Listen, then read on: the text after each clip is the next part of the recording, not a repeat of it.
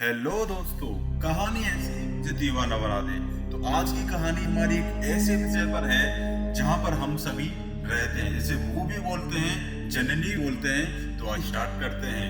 अत्यंत प्राचीन समय में जब ना तो समय था ना ही स्थान, केवल एक अनंत निःशब्दता थी। इस निःशब्दता में एक चेतना उत्पन्न हुई जिसे हम ब्रह्म कह सकते हैं। यह चेतना स्वयं को जानने की इच्छा से प्रेरित हुई और एक विचार के रूप में प्रकट हुई, मैं कौन हूँ। इस विचार से ऊर्जा की एक तरंग उत्पन्न हुई जिसने एक विशाल विस्फोट का रूप लिया, जिसे हम आज बिग बैंग के नाम से जानते हैं। इस विस्फोट से समय, स्थान और पदार्थ की एक उत्पत्ति हुई। ब्रह्मांड में गैस और धूल के बादल एकत्रित होकर विशाल बादलों का निर्माण करने लगे। इन बादलों के केंद्र में गुरुत्वाकर्षण के प्रभाव से तापमान और दबाव बढ़ने लगा, जिससे पहले तारे जन्मे। उन तारों के गर्भ में हीलियम, कार्बन, ऑक्सीजन जैसे तत्वों का निर्माण हुआ।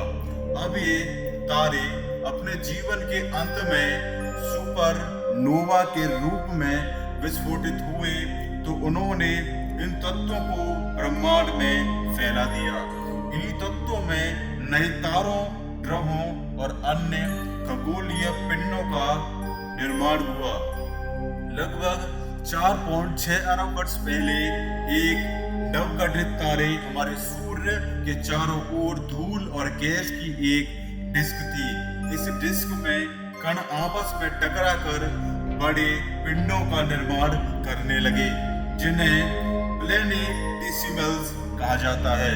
ये प्लैनेटेसिमल्स आपस में टकराकर और बड़े पिंडों का निर्माण करने लगे, जिन्हें प्रोटोप्लैनेट्स कहा जाता है। इन्हीं प्रोटोप्लैनेट्स में से एक था पृथ्वी। एक अन्य मंगल के आकार के पिंड जिसे थिया कहा जाता है। इन्हीं के टकराव से पृथ्वी का आकार बढ़ा और इस टकराव से निकले मलबे से चंद्रमा का निर्माण हुआ। प्रारंभिक पृथ्वी पर ज्वालामुखी गतिविधि, बिजली की चमक और उल्कापिंडों की बौछार से एक आदिकालीन सूप बना, जिसमें अमीनो अम्ल और अन्य जैविक अणु उत्पन्न हुए। यह प्राइमोरियल सूप जीवन की उत्पत्ति का आधार बना। कुछ वैज्ञानिकों का मानना है कि जीवन के लिए आवश्यक अणु उल्का पिंडों के माध्यम से पिंडों पर आए, जबकि अन्य मानना है कि ये अणु पृथ्वी पर ही उत्पन्न हुए। दोनों ही स्थितियों में जीवन के बीज पृथ्वी पर बोए गए। इन जैविक अणुओं ने आपस में मिलकर जटिल संरचनाओं का निर्माण किया, जो स्वयं की प्रतिकृति बनाने में सक्षम थी। ये ही जीवन के प्रारंभिक रूप थे। समय के साथ ये सरल जीव जटिल जीवों को विकसित हुए, जिससे विविध प्रकार के जीवों का विकास हुआ।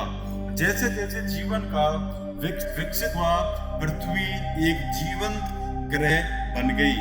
इसके वायुमंडल में ऑक्सीजन की मात्रा बढ़ी, जिससे जटिल जीवन संभव हुआ।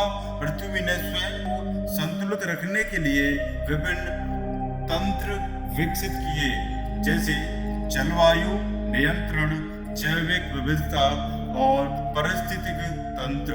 पृथ्वी अब केवल एक ग्रह नहीं, बल्कि एक जीवंत इकाई बन गई है, जिसकी अपनी आत्मा है। तो आज की स्टोरी आपको ये कैसी लगी, वो आप हमें कमेंट करके बता सकते हैं। ऐसी ही और भी इंफॉर्मेटिव वीडियोस को देखने के लिए आप हमारे चैनल को सब्सक्राइब कर सकते हैं। Thank you for watching.